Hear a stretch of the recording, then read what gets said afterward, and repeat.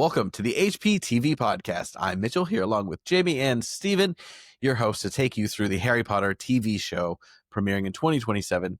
And we're going to take you through every step of the way, any production information that comes out. And today we're going to be continuing our deep dives, doing a simple one in Privet Drive. But first, there's some big news in the Harry Potter world that came out. I had forgotten that this was announced that this might happen a while ago, but we got a lot of the cast and the official release dates for the audiobooks for the Harry Potter re-release, but with a full cast rather than Jim Dale or Stephen Fry. Is that who it is? Yes. Which I've listened to both, and Stephen Fry, obviously a very famous individual, separate from that. But what were you guys' first impressions when you heard about this? I have never listened to a full cast book. I've listened to one where like there's a male and female narrator or a couple different POVs, but I've never listened to a cast book. I've done graphic audios for a couple, so I think this will be similar. I don't know if it's a graphic audio kind of thing, but you like hear the background sounds of everything as well. Do they have like a full Foley? So you like not you hear atmosphere and you also hear like clanks and doors and Yep. Okay. Yeah, I remember they did that with some of the Star Wars books for the sequel trilogy, and so yeah, you like hear the lightsaber turn on and the like as they describe the fight and stuff. It was I don't know if I liked it or not. It was a little bit. I weird. liked it in the way of like that. There's different people doing the voices because there's always some kind of that weird when it's like a girl trying to do a man's voice, a man trying to do a lady voice. Sometimes it works out. Jim Dale, our favorite, even with the hottest Hermione. I mean, that was my first thought. Was we don't need a full cast. We have Jim Dale doing a million different voices. But that background sounds kind of like I did Fourth Wing at one point, or one of those books, one of the Imperium books. Did they just take porn noises and put it in? Well, that too. But every time someone's walking, it's like, not every time, but like she's running up the stone steps. So like instead of saying that, you hear her like running, but it's like almost too loud. I'm like, okay, let's calm down. But wait, so they take out the line describing her walking up the steps and they just put the sounds. So it's almost like one of those old radio shows or something. They say it's like, they say it's like a movie in your head. But I think it was funny because I'm pretty sure the last episode we recorded, I said to you guys, I'm like, whatever happened with that? Because it was like announced that it was going to happen and then we didn't hear anything. And then like 2 days later, they announced the cast. And my first thought was, why didn't we have Hugh Laurie on our Dumbledore list? And he should have been Dumbledore for the show. Well, my other thought was that when we were talking about these characters, I think the audiobooks, especially the Jim Dale ones, I've listened to the Fry ones a lot by now, were a big part of our experience. Like I almost feel like when we talked about the characterization of these different people and the emotion, the fact that his interpretation, which of course it is the book, but I think his intonation and his tone and his delivery matters to how we interpret the lines. I think that's actually quite a big thing. That was kind of a separate already version of the books we had, if you will. Well, and his pronunciation of things, like when some like people will say like nut instead of nut and stuff, I'm like, wait, what? Like, that's not what Jim Dale said. That's how it is in my head. It's now even when I read the books. Accio versus Osseo. I'll always say Osseo. Well, and one of the things I noticed most when I listened to the Stephen Fry version is it's like you said, there's different intonation and stuff, but he does like some weird pauses sometimes, or he'll put emphasis on a weird word in the sentence. I don't know if it's because like that's where he was flipping a page or something, and so he was buying himself some time. But it does make you kind of understand the story or that like event a little bit differently, which is kind of cool. So maybe that will get fleshed out even more with the full cast edition. So I have this iPod Touch that's frozen in time. I haven't added to it since like 2015, and it has all 7 books, but 4 of them are Stephen Fry and 3 are Jim Dale. So even though I listened to Jim Dale's all that time, for whatever reason, when I was bootlegging all the audiobooks, that's the collection I ended up with. So it is weird that now the things that I hear as one or the other, but I'm excited to listen to the book this way. Like it'll all happen before the TV series comes out, and I'll go into the specifics now, but it'll be kind of fun. I've been thinking I'm going to reread book 1 really soon here with my physical eyes, because I haven't I've been reading books, but all on the Kindle. So I'm interested. And then, we're going to get this beforehand. But here's kind of some of what we know. Hugh Laurie is going to voice Albus Dumbledore. Matthew McFadden, who, if you haven't seen Succession, he's just a gem, but he's been in tons of stuff recently. He'll be Lord Voldemort, and it works almost too well. Like I'm worried it's almost going to be funny. Riz Ahmed, who is fantastic, is going to be Professor Snape. Should have been Snape for the show. Yeah, I almost think that would have been better. Michelle Gomez from Doctor Who plays Professor McGonagall, and Cush Jumbo is going to be the primary narrator. And then The kids are not known names other than Arabelle Stanton, our TV show Hermione, is going to be the audiobook Hermione, which is like, when did she audition for each one? Questions. Did she get like, this one first, or did some other girl lose her job, or were the boys not interested, or I've heard that these two boys are a little bit older, which then kind of makes sense, but also they're only going to do the first 3 books. 4 to 6 is going to be an older cast because they're all coming out next year, right? I'll go through the release dates in just a second, but I just want to get your guys' thoughts on casting, and then I'll give kind of the release details. I just wonder if she was in talks to do it, or I don't know, maybe she was cast for this first, and then she auditioned for Hermione, and they're like, That'd oh, be she's wild. already doing that. That would be wild. But I also feel like she might have a little more time, or might have had a little more time than the boys, because they're in that first season or series of the show more than her. So maybe that was part of it. And she seems to have a little more experience. So maybe she has some type of voiceover or voice experience. And so, or maybe she was just willing to do both. I have no clue, but I think it's cool that she's doing it. I don't know. I kind of think maybe she got cast for this, and then, I mean, I'm sure we'll get the story at some point, but I wonder if they just heard the recording and were like, that's Hermione. Because the boys don't really look that much like the characters. I guess you do have a redhead. You can't really But tell. how many people would have been in charge of casting for both? Because this is completely separate. It has nothing to do with Warner Brothers, which I don't know. It would doubly be. It would as have to just interesting. be like oh, I heard she's doing this. Let's look at her. It's reinforced the choice, really. But I think there's also someone who you may have said it, but I think there's also a possibility like someone dropped out or something, and they were like, "Oh, hey, because from what I get, it's all recorded already. They're done." And so I think that's part of why they were able to get certain people to, like, if they didn't want to do the full 10-year commitment, this was like, a few months commitment to just do audio and things. So I think that might have influenced who was willing to sign up for it and stuff as well.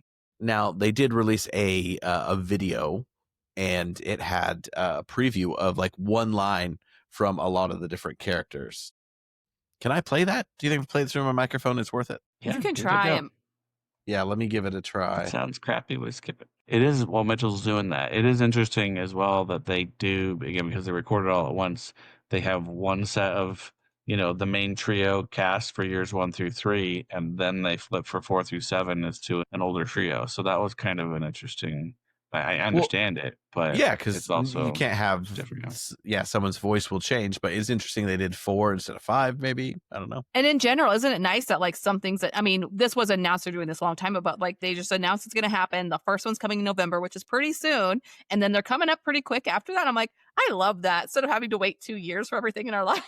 Let's go through those release dates, and then I'll play this preview. November 4th for Sorcerer's Stone, Chamber of Secrets on December 16th, Azkaban on January 13th of 2026, Goblet on February 10th, Order on the March 10th, Half-Blood Prince on April 14th, and Deathly Hallows on May 12th. It's almost like they're like, people are going to be like, it's a TV show. People are going to listen to the book, and the next one's going to come out. Listen, the next one's, it's an interesting thing. It's got to make money for Audible, I'm sure. My credits are called for the next 7 months. I was going to say, well, it's also going to help tide everyone over until the series finally comes out in 2027. So, I mean, it gets us through May. Then you re-listen to the whole thing another, time or two, and then it's time for the show to start. Yeah. So November to May, we're going to at least help you essentially have, an entire other version to some degree of the series. Let's see if we can hear some of this, where we get some individual lines from our narrator and some of our characters. Trouble usually finds men. Because all have been killed. Or worse, expelled. Follow the spiders? I'll never forgive Hagrid. We're lucky to be alive. I can teach you how to bottle fame, brew glory, even stop a beautiful and terrible thing. Harry. Doesn't that give you just like Riz Ahmed? I'm just like, oh, that's just like the slight tweaking of this character, the voice, the feeling that you hope these new actors are going to bring to it, and you get that different bit there. It also made me think, because they picked such a popular Hermione line, I'm like, was that too similar to Emma? I don't know. We're analyzing everything. I got like excited, and it reminded me again, because like we've talked about the show so much and we're getting into like the nitty gritty of it, you kind of lose this, like, oh, I'm just so excited that there's like something new coming. I mean, obviously we're big nerds, but it's like this has been ongoing for years and years and years. When they release like these little morsels of anything are huge news. It is funny that this all did just drop at once. Obviously they released anyone who would be critical to the story or famous. Like, I wonder if the rest of the cast is going to be like Hagrid will be a no name or whatever because we don't have the name. But if it's cast and recorded, you would think they would have dropped it all. But they generally gave us everything at once, and it's coming out fast. They're not dragging it out.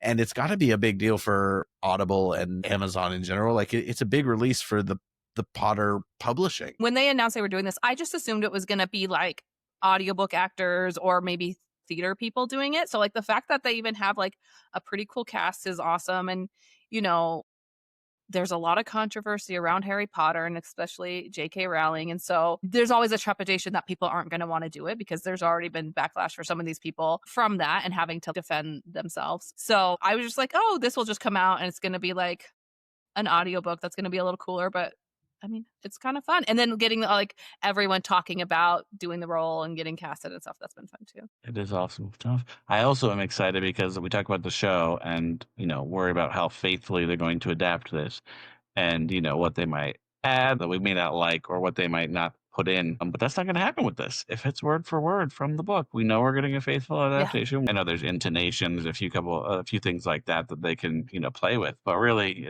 it's going to be cool to get the story exactly the same way, but you know, the exact same story, I mean, but in a new way. And we have this to fall back on if the show fails because it's already there. It's done. Although Jim Dale's always in our hearts. He's been my therapy and my anxiety go to sleep for 20 years plus now. So we love you, Jim Dale. Yes, I think he was the only one we needed. And it does make me curious. I don't think they'll go full graphic, but I wonder if we're going to get more background sound and everything on this. I think we will. I think there was a clip where you like hear the train whistle or something, but I could be making that up in my head. You know what is an incredible morsel of nostalgia for me is the little tune that plays before the Jim Dale audiobooks. Like it's almost, I don't want to say painful, but it's like, wow, the place that takes me back to and the fact that it is so specific is wild. Anyway. Well, and they had to go and change it for just the 7th book for Deathly Hallows. That really was annoying. Did they? I don't think I noticed. Yeah, it's a different tune at the beginning. I was like, what is this? But it's okay. I'm not bitter. Not at all. Yeah. And also, voicing these is hard. It is interesting that they're doing it character by character. One time I was like, I'm going to do this just for fun. And I started reading Prisoner of Azkaban. And I'm like, this is tough. It is not easy voice stuff to do. I told Tim Allen I would send him a version of my Dobby voice, and I still haven't come up with one. So maybe I'll workshop some, you know. Anyway, let's move on to Privet Drive, the first home Harry Potter knew that we see in the books. And it is a location in Little Whinging, Surrey, which we'll go into a little bit later on. But I think it's important. It's obviously inextricably linked to the Dursleys themselves. But Jamie, if we're going to dive into Privet Drive, what are the critical events there that we need to remember and how they impact Harold? Harold Potter. Like Mitchell said, it's in Little Whinging in Surrey, just outside of London. The Dursley family lives there. Vernon, Petunia, their son Dudley, and then, of course, Harry Potter resides there for many years. J.K. Rowling got the word Privet Drive from the privet bush, a suburban hedge known for separating and isolating homes. So it's a fitting metaphor for the Dursleys itself. And so I think the cool thing about Privet Drive is it's not a character in itself, but it does describe a lot of things about the characters. And it's the first location we see in the books. And it's our basis for who Harry Potter kind of becomes, because he doesn't remember anything before, of course, except for a flash of green light. But it kind of defines who he is in many ways, and he could have turned out a lot differently because of how he was raised there. So we start in Sorcerer's Stone, Philosopher's Stone. And again, it's a first location we see. So it sets like the tone for our story. And the very first line, which I hear in Jim Dale's voice, because it's like, you know, when you read a book so many times, you definitely read that first line a lot of time. It's like the beginning of the Bible. But Mr. and Mrs. Dursley of number 4 Privet Drive were proud to say they were perfectly normal. Thank you very much. So the house is an extension of their identity and them wanting to be private, but also wanting to be perceived as perfectly normal, regular people who are a little bit better than everyone else in their minds. So we start there. We see this perfect neighborhood, but then there's like little weird things happening, like an owl flies past the window, and the Dursleys don't know that, but we as the readers are seeing that. It's really cool how quickly she pulls us into the world and how we understand like, okay, this is where we are, and then these things shouldn't be happening here. And then as Mr. Dursley leaves to work, he sees a cat reading a map. At least he thinks he does, and he looks back, and then it looks like the cat's reading the sign, and we know that is Professor McGonagall.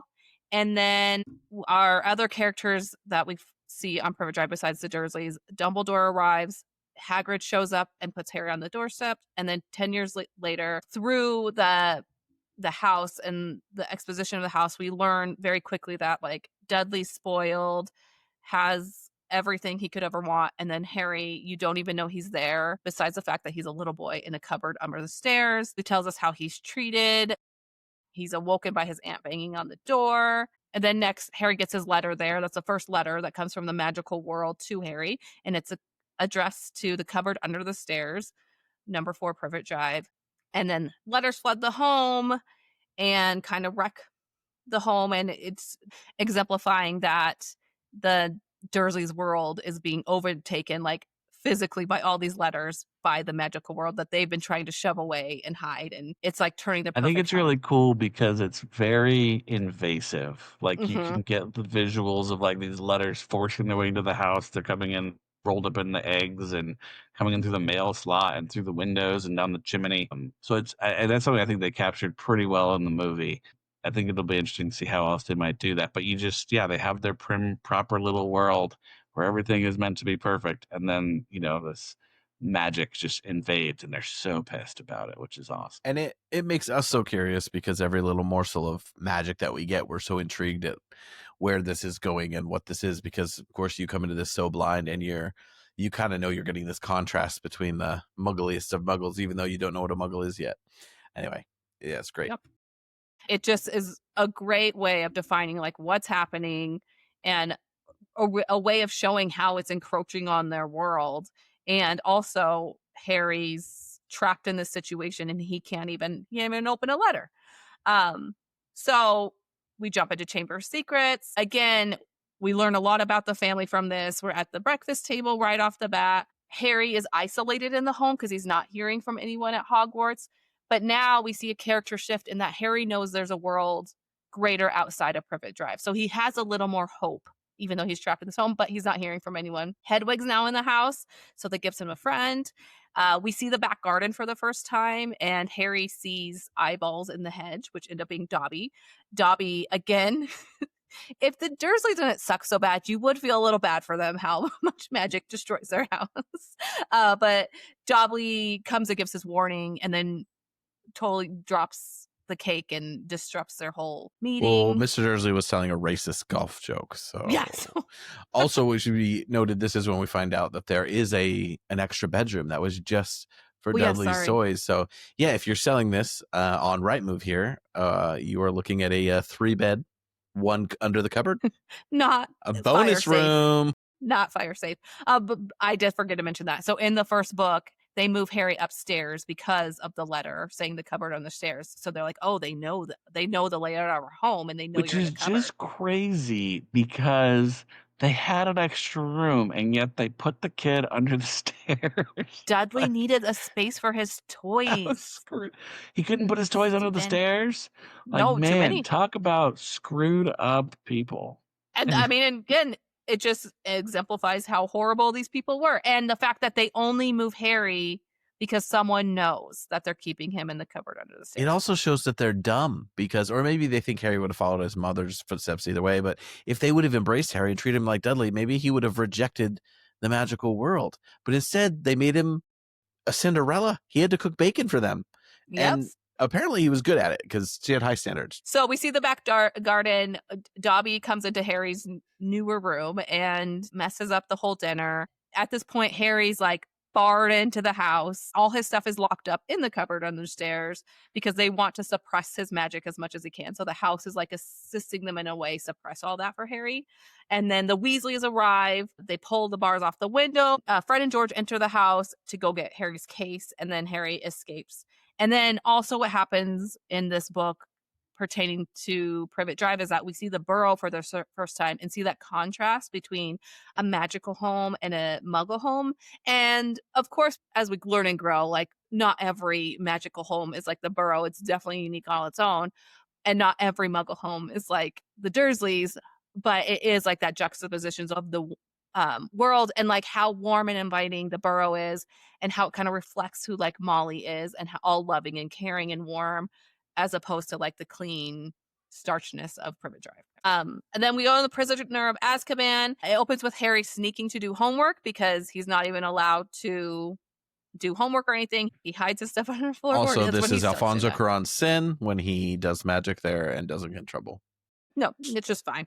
It didn't matter about that whole letter and everything that happened in the last Well, one. when they make something up too, Lumos Maximus, that didn't exist before that. And I should say, in book 2, Chamber of Secrets, we get a letter this time from the Ministry to the home. So Harry's doing homework at night. We find out that Ron has tried to call the home and screw that up because he's yelling into the phone. There's a no magic rule. As always, Harry has to sneak around. The kitchen has now changed. There's a television in it for Dudley because he's growing in weight and eating all the time. And then we have Aunt Marge who enters the home. And this is the first time Harry longs for what the home was before because she's so horrible and mean. We know there's a tree now in the back because Harry recalls a time he had to hide in the tree from the dog Ripper, who was trying to bite him. And then Harry has his breaking point in the home where he accidentally inflates Aunt Marge and she... Which begins I floating still don't away. think he should have gotten in trouble for. I know they gave him a pass, but I don't think it should have been an issue. The other thing is, I was watching Hairspray last week with our sister when she was visiting me, and I was thinking, Edna, the mother of Tracy Turnblad, the main character, is always played by a man. In this case, John Travolta. I was thinking I could play Aunt Marge. There you go. If there's a character with an over-the-top accent that I could nail and just be mean, and plump, I think I could play Aunt Marge. Yeah, dogs love me. We'll come in. Your 2 dogs, Jamie, can have a little guest appearance. One of them can be Ripper. Fly them out. Fly out my dogs. Private. Here's what we should do, Mitchell. We should have you do that scene now. We'll get you dressed up and everything. Send it in, preemptively as an audition tape and see if we can get you and Jamie's dogs into the movie or the series. We'll do it in November when I'm there. Amazing. Me and Aldo. I also think it could make some pretty awesome TikToks that we could share. Highly entertaining. So when Harry leaves the house, we get a little more of Privet Drive, the road, and he follows that down to this neighboring street, which is Magnolia Crescent.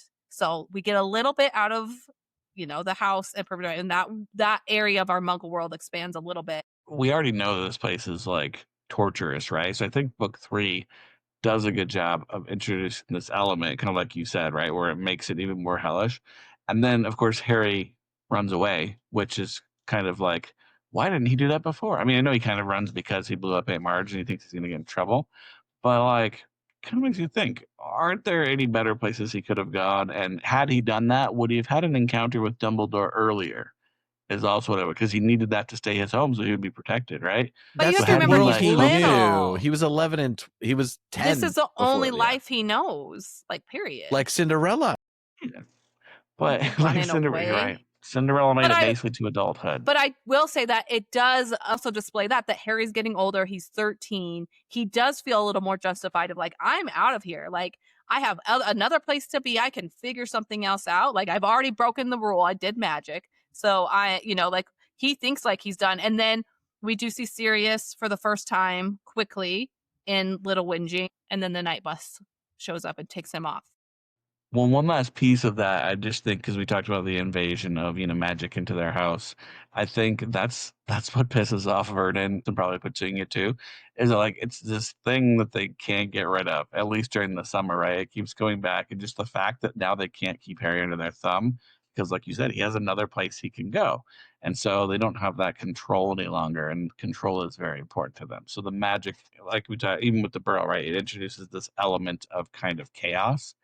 And it's a beautiful thing how the interplay there, like we talked about the nice, clean, organized, modern house with the craziness of now Harry can just run away. He can go somewhere else if he doesn't like what they're doing to him. Also the irony that it's the safe place. We find out later. Yeah. It is his actual safe place. And again, for your home as well, you get a rhythm of your home and your kids do this and it's kind of crazy, but you don't think about that till someone else shows up. And then all that kind of seeps out because you can't hide who you really are, and magic is part of their lives and they cannot hide that. And Harry, who not so much in the movie, but in the book, Vernon's like, okay, yeah, you can go. But Marge is like trying to torture him because this is a whole family of effed up people. Anyway, Goblet of Fire starts for the first time. We do not open in Privet Drive. We start somewhere else. Exemplifies that we're expanding the world even more, even though it's a sad situation when it happens in Crazy Voldy. But the Voldemort's back in the world and encroaching. And so Privet Drive becomes like a little bit of a separate thing. And Harry's not there as long. He gets an invitation to go to the Quidditch World Cup. His scar, he wakes up with his scar hurting. So Voldemort is... He's growing in strength. Yeah, he said, well, in the book it says, but Voldemort couldn't be here now. The idea of Voldemort looking at Privet Drive was absurd.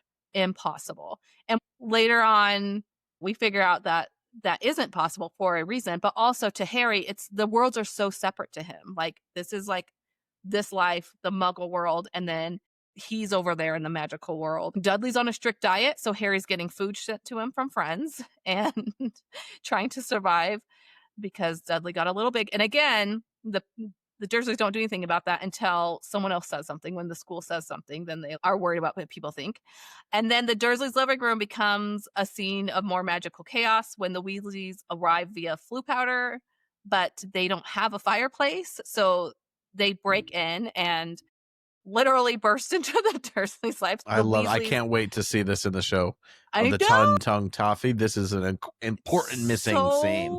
Lame that it's not in the movie, and it really is the Weasleys and the Dursleys, and they're literally like bursting into their lives. You and mentioned that interrupting. this is the first book where we don't start there. We start with the memory of Frank, and then the critical bit before Hogwarts is really at the World Cup. So we kind of get only a sliver of the Dursleys. But in the movie, which look, I actually don't think this is a terrible choice. Obviously, I wanted that scene. They cut completely. I don't even think they filmed anything. Whereas other movies, they film things that got cut. This one, they just, boom, start. He's at the Weasleys. And I thought about this the whole time I was doing this. I'm like, I almost downplay Privet Drive in my mind because the movies have so little of it outside of like the first movie. And then, the bit at the seventh movie. I mean, we touch there, but it's like, it is a very big part of who Harry is. And big things happen there. Like, I mean, we get some of that in the movies, but it is like, oh yeah, we're here a while for, Well, that's what we talked about, like, when we talk about the first season, right? Where we, kind of the argument where, like, it would be good to have 2 full episodes in the Muggle world, because Privet Drive is so much about establishing Harry and where he's coming from and why. I mean, so much of his worldview about, defending the little guy, him being able to kind of relate to Ron and not having the things that he wanted, right? His like best friend and that friendship is all built on the fact that how he was treated growing up and everything. So it's so tied to that Muggle world. And then just you get that sense of like liberation, right? When magic comes into his life. And he gets that kind of Privet Drive. Yeah. So Fred and George give Dudley the tongue toffee, is that what it's called?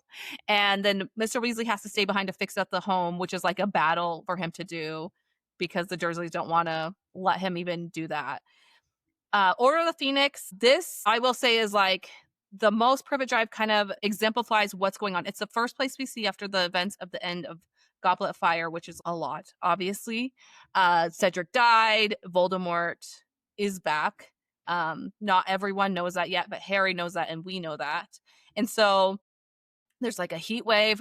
I feel like Voldemort's back right now in my life because it's freaking hot. But there's just like a tension in the air. Harry's hiding underneath the window, which gives us another description of the house so he can hear what's going on with the TV, about Sirius, about weird things happening throughout the world. Like he wants to know what's going on because he knows now that this is happening and he's not hearing things from the magical world, which is frustrating for him. It gives us so we learn a little bit more about the layout. We hear a loud crack that someone magical was there again. We learn that Mrs. Fig has been around more. And I should have mentioned that in book 1. Mrs. Fig is mentioned at the start of book 1 as like Harry's babysitter. So she's someone around. She's someone we know who lives a couple streets away, who is in Harry's life in a way.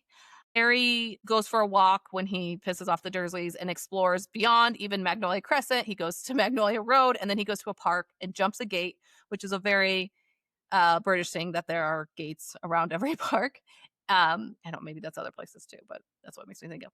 And then he runs into my friend Big D, Dudley, and his friends, and they go down a small alley. They're arguing. Harry pulls out his wand on him, and the Dementors attack. So magic is in Little Whinging, and now it's like bad magic is here. It's the Dementors, and it's really a reflection of like where Harry's at, where's the world at, depressing, worrisome. Harry takes Dudley back to number 4. Arabella Fig, Mrs. Fig, appears, and we find out that she's part of the magical world.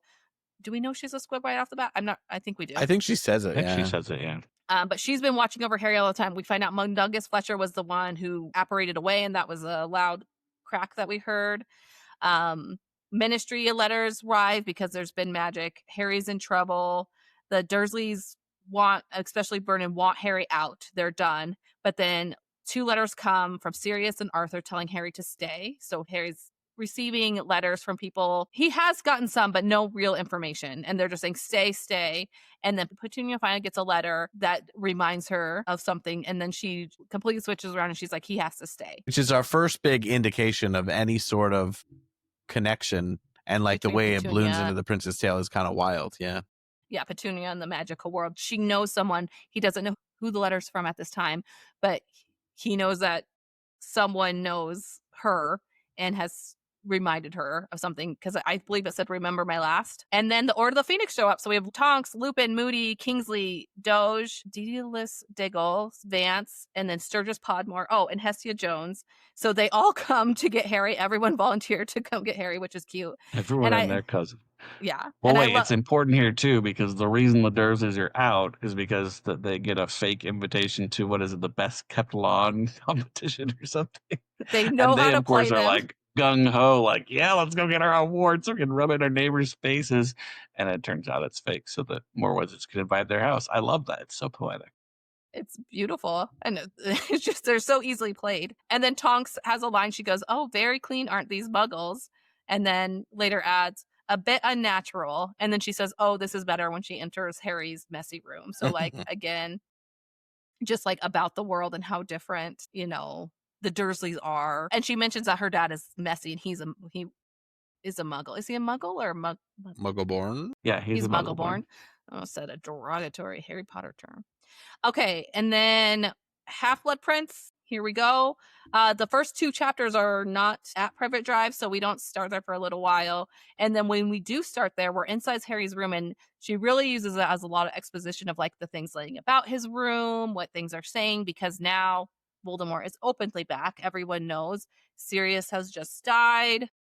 So again, you're kind of feeling that within the world, but we're not at Privet Drive very long. Dumbledore enters for the first time. And it's kind of the calmest magic has kind of entered the Dursley's life, which is interesting because it is Dumbledore and he does have like this demeanor of calm. Again, not grabbing Harry. And he invites himself in the home, but he is disrupting them. Like he makes them sit on the couch. He has the glasses hitting them because they won't accept a drink from him. And he openly talks to Harry about things that are happening in front of the Dursleys. He talks about Sirius dying. He talks about Harry inheriting the home. He talks about money. And it's just like a whole new way that we're seeing magic in the Dursleys' home, but they still won't accept it, even when it's not so in your face. I mean, Dumbledore makes it a little face because he can tell they're like pissing him off a bunch. And he lectures them a little bit. He's like, I trusted you with this kid and you were horrible to him. And then Harry leaves. So that's really the least I think we're in Privet Drive as readers. Well, that makes me think, I'm like, oh, should we feel bad? Is like there a joke where it's like, ooh, this from the Dursleys' perspective. It's like, no, they abused him, like clearly. They locked the kid in a cupboard. So in what world is it like acceptable for someone to be given a baby to take in, a 1-year-old, right? And then lock him in a cupboard, give him everything or not give him anything that your own kid can have. Yeah. So yeah, I've heard people make that argument. It's like, no, there's no way they deserved that. Every bit of chaos that came to them. And then we're at Deathly Hallows, the final book, and it's the end of Privet Drive. And it's really like a major reflection, the beginning of our time there.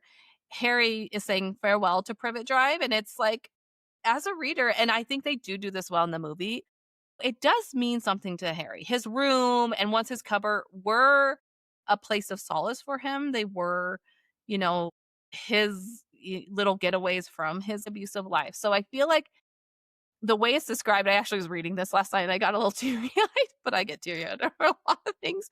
But when they open again, there's a lot of exposition. We see the Doge article, we see Rita Skeeter, a piece of the book about that. So they're using, again, the house and the things laying about the house to explain what's going on in the world. Harry reflects on the fact that what we did learn in 5, at the end of 5, sorry, I should have mentioned this, that Harry is protected by the house because Petunia is Lily's sister and Petunia's blood is protecting him. So he is protected by the home and he is tied to that home in a way. And so that is about to break. He's about to turn 17 and that magic is going to expire. And so the Dursleys are leaving for a safer location. Harry and Dudley kind of have a conversation where Harry realizes really the last 2 years or last year or so that Dudley's kind of warmed up to him and realized that like Harry did save him in Order of the Phoenix, and also that Harry kind of is a victim of a lot of things, but I still don't think Dudley fully Maybe gets his it. parents are terrible people. He's coming to that Maybe. realization. Well, didn't Joe say at some point that they exchanged like Christmas cards Yeah, later when they on and grow up. stuff, which I think Yeah, when they're is- older. Yeah. Because, you know, and you look at it in a way like Dudley's also, I mean, the way he was raised is also somewhatly abusive. Like, he wasn't taught many life skills. He was given whatever he wanted. And then what people thought of him affected how they parented him. And obviously in a, not as bad as Harry at all, but it's nice to see that like he's learning and growing as well. It's kind of like we see with Malfoy. Vernon leaves angrily. He doesn't want to go. He's going back and forth. And Harry's like, you guys are idiots. You have to leave. Petunia doesn't say anything to Harry and they're gone. And then Harry has a moment of reflection alone when the Dursleys leave. He thinks about when they went out and the treats and the solitude he had, like sneaking from the fridge and playing on Dudley's computer. And it says it gave him an odd, empty feeling to remember those times. It was like remembering a younger brother whom he had lost. I forget. But it is like he's saying goodbye to that, a huge part of his life and something that really defined who he was before he even knew about the magical world. He spent more time there than Hogwarts by Yeah. far. And I think 10 years of his life. there's a loss of innocence, Harry. You could point to many things, but moving into adulthood, it's like you're saying goodbye to this thing that was technically safe for you, but that also like was almost anchoring you to your childhood. It was like remembering a younger brother who he had lost. And you think about that sometimes as an adult. It's like you as a child and how you wish you could protect yourself as a child in some way, or you wish you could go back and tell yourself as a child, like, this is going to be okay, or this is going to turn out all right, or this is how you should handle this. And I think that's kind of the feeling Harry has here, is like this little boy that he can look back on now, and he probably feels really bad for that little boy. When you're that kid, you're not thinking that about yourself. You're just like, I'm getting through this, and you know, whatever. But then Harry, and he looks at his cupboard and realizes how small that space was. And he just has a moment of quiet. And then the order arrives. Some people are repeat guests. And then they do the Polyjuice Potion. Then they leave Privet Drive forever. So that's our timeline. Well, I think, too, you guys kind of talked about this, and I hadn't thought about it before, but you mentioned earlier, like, it's all he knew, right? So, like, that was his world for the first 11 years of his life. He probably didn't remember anything from before that, except some weird green flashes. But as like you said, even though it wasn't, he didn't realize at the time how abusive it was. To him, that was just normal. That's how life was.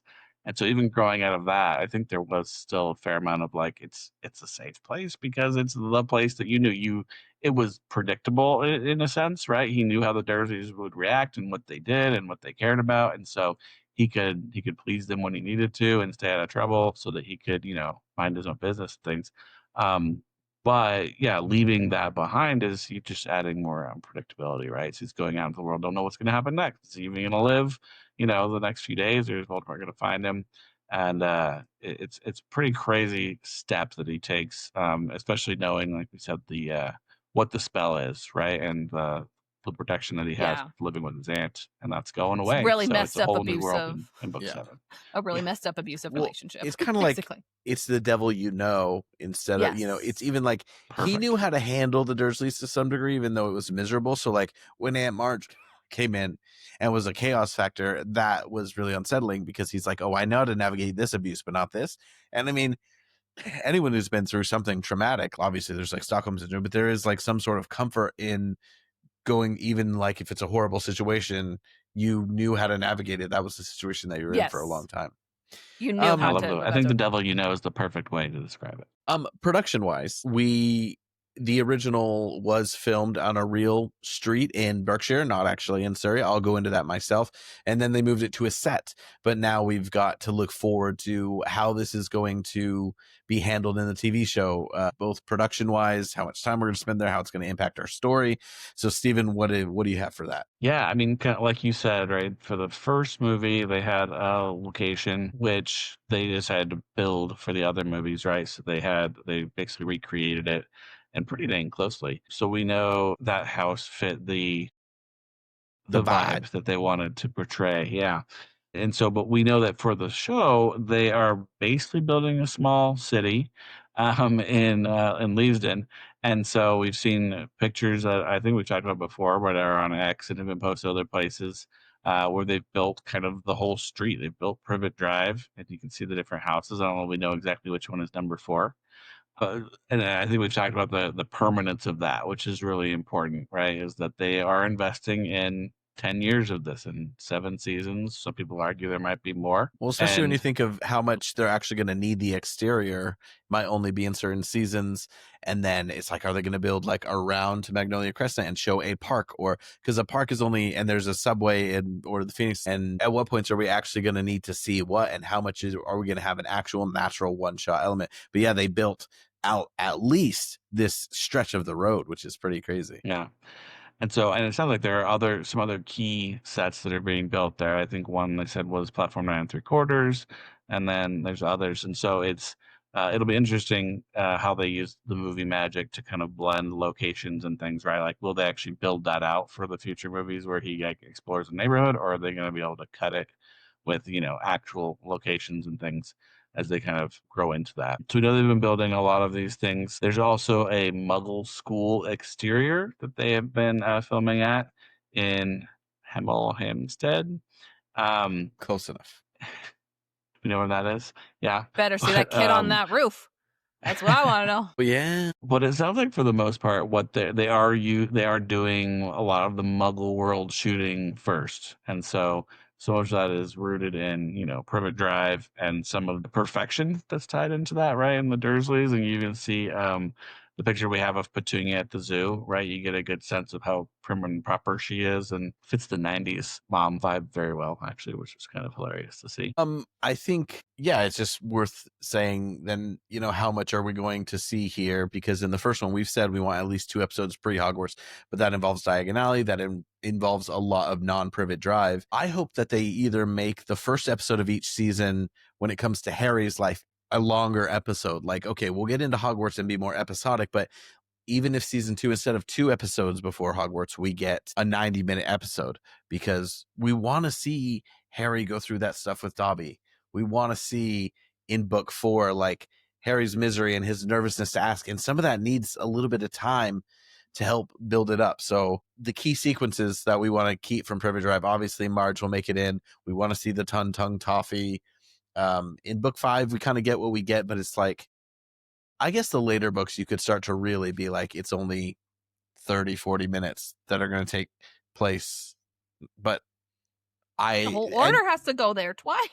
And you also have to consider the other things that happen. So, like, for example, book 6, like we said, we don't go there till the 3rd chapter, and that's Harry's shortest time. So it's like, okay, are we going to get the other minister at all, period? Are we going to get the other minister?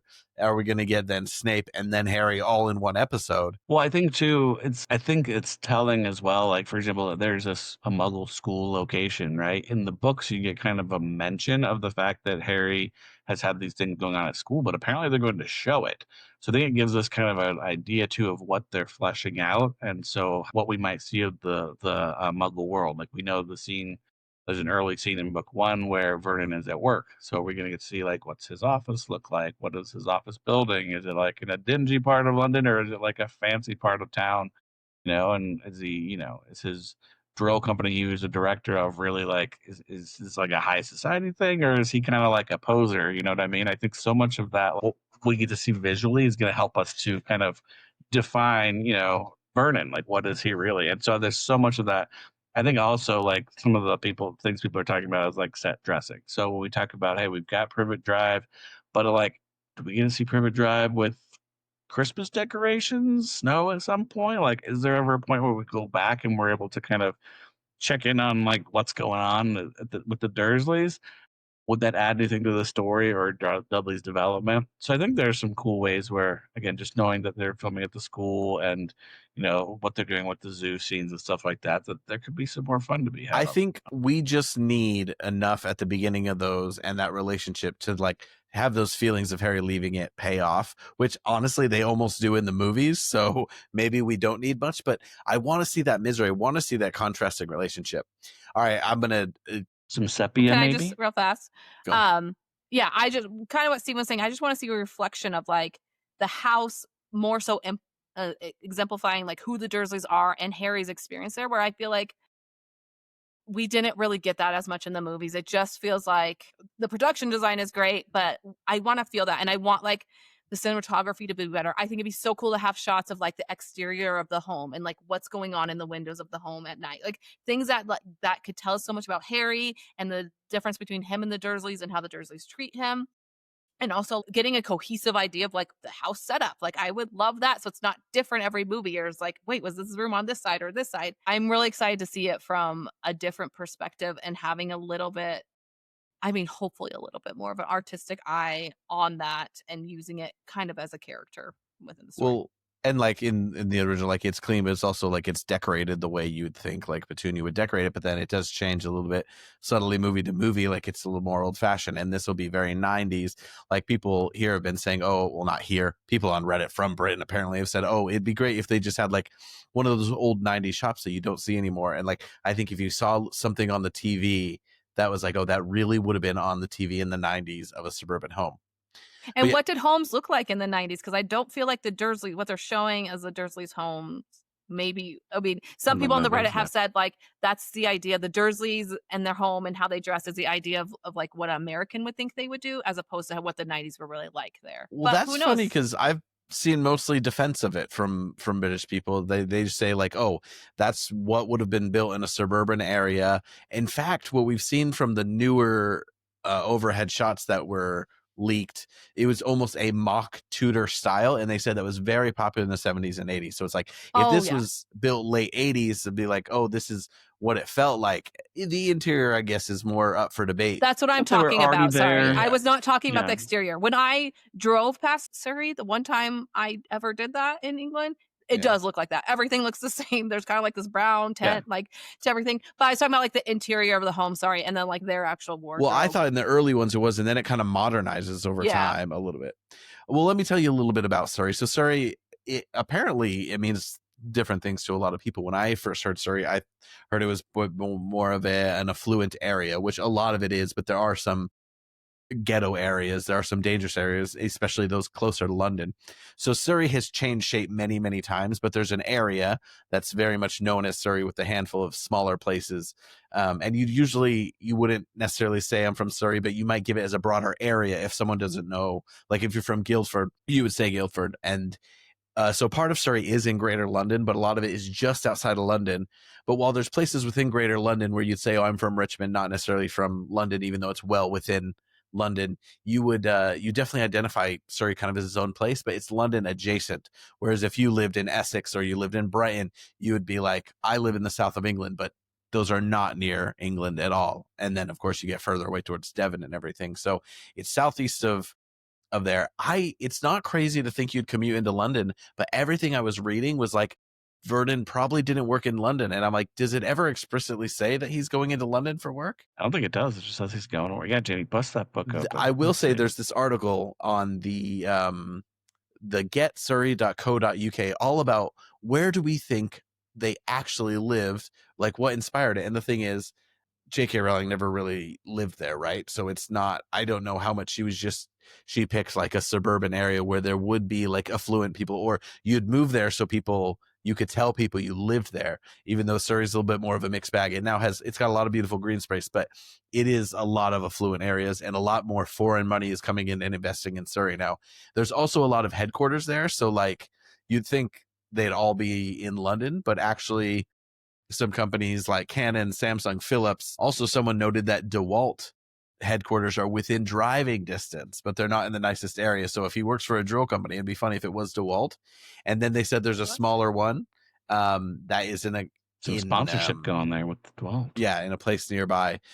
Someone said after, this is someone from Surrey, said Dorking, Reigate, and Redhill are the best placed towns for an easy drive to Horley, which is where they thought that maybe Vernon would have lived. And they even found like, you know, a little bakery across from a drill place. And so that people have really tried to narrow it down. Hang on though. I'm processing that there are places called Dorking and Horley that I didn't know that was Horley with an H, not with a W. Thank you for that. Our nicknames for Steven, so that's like so funny. It does say that they're named after me.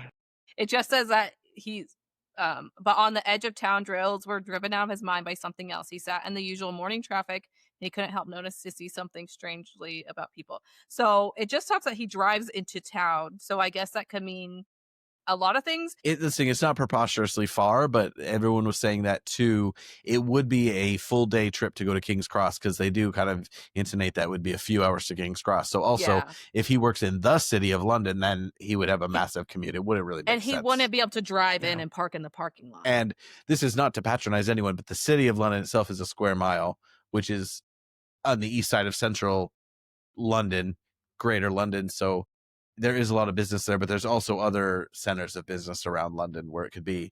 But anyway, everyone was just like, this is a very realistic depiction of where someone who wanted to be uppity would live. There's tons and tons of these developments where all the houses look the same. And some of them are older, so they have some character. And those are all over London, outside of London. I'm not going to pretend to be familiar with all these suburban areas, but everyone has just said this is very makes sense. And also they have these tiny little lawns, so them curating them isn't crazy or anything. So it was just funny to go through it. Go ahead. No, something I was curious about, because in book 2, we know that Vernon puts bars on Harry's window. So in my mind, that's always been kind of like a battle between Vernon trying to keep Harry prisoner. But bars on the window are also pretty visible, right? Is that more common in like suburban London than I'm realizing? Like, no, it would look bad. Places I've visited. Now, if you're in the rough like the one areas, house on the street with bars on the window, it's in the back. It's kind of like showing everyone, like, hey, we got some really screwy going on. Look at these bars I put on the window. But anyway, it's very realistic, apparently, depiction of where the Dursleys might live and them trying to win competitions. We've all walked through it at the Harry Potter. Sorry, Stephen. Jamie and I have walked through this house at the Harry Potter studio tour. It's a lot of fun, and it means a lot to Harry. I think it's worth seeing that contrast and see that, oh yeah, I did. There's a picture.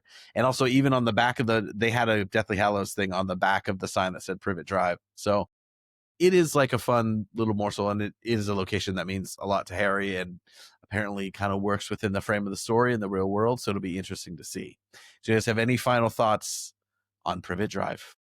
Well, I just think, I mean, the location itself, it's like Harry's whole hope is getting away from it. So like going to Hogwarts, hopefully moving in with Sirius. It's all trying to escape Privet Drive, but it's really trying to escape the Dursleys. And then in the end, I think he's happy to leave it. It's a very big part of who Harry is. And so I hope to see it in the show more. But at the same time, the whole time we're hoping as readers that he gets away from it. And that's, I think, why we like Sirius so much, is because like this is our hope to get away from Privet Drive. Yeah. So it's interesting. It plays a great role in the way the world gets bigger. And like that was a villain to start, and how much smaller that seems to Harry in the long run. It's true. I think one last thing about it though is just that the way that the Muggle world kind of sucks for Harry. I think there's other times in the series where they mention like, no, not all Muggles are bad, right? Because there's a lot of wizards who think that, right? They're all just terrible people who want to kill all the wizards or whatever, force them to do magic for them and everything like that. And so he has that understanding, like there are good Muggles too, but it's part of what really catapults him into the magical world. Is like you said, he's like, I get away from this, I get to go to the school. And even though Hogwarts has its imperfections, I think we could do a whole podcast on all the problems with how they do things at Hogwarts and how dangerous it is and stuff. It's a really fun, great place for Harry to go to because it's so much better than Privet Drive. And it really just drives the story in that direction where magic is good and it can be used for good things. And it's Harry happens to be really good at it. And so he is key to the continuance of the magical world. And so where he comes from and his progress over time, it has to have a starting point. And it's a perfect starting point. And I think it, like nostalgia wise, it'll be cool to see the house like kind of the interior design changed throughout the years of what's like in and popular. I think that's kind of the petunia they're going to go for, like someone always trying to keep up with the Joneses. The most modern things, like, is Dudley gonna have a 64, like things like that. It would be cool as like our generation to see those things change throughout time when we do check in at Privet Drive. It just need to be subtle, you know? But I Yeah. think just lastly, it kind of points to, even if you had a good childhood, there's something about growing out of that space. And I think it's so representative for Harry, like for everyone, for like, I ended up going really far away. And like, sometimes I don't regret it, but I dearly like miss things about home. But I think, going to university and then going to another big city, which is a staple for a lot of people, is like, that is quite the experience these days, But yeah, that's our examination of number 4, Privet Drive, and we're also very excited for these new audiobooks, and my child just pooped for sure. Anyway, thanks for joining us. If you want to let us know your thoughts on Privet Drive or what location you think should be covered next, we don't necessarily have to go in chronological order. Give us a shout, comment on things, give us a follow on social media at HPTVPod on Instagram or TikTok. Email us at HPTVPodcast@gmail.com. We're getting some real traction once in a while with a random TikToks. Jamie's smashing it out there. Wipe my face. Yeah, but once again, thanks for joining us, and we will be back with another deep dive and all the updates for the Harry Potter TV show next time. Jamie, send us out. Peace out, snitches.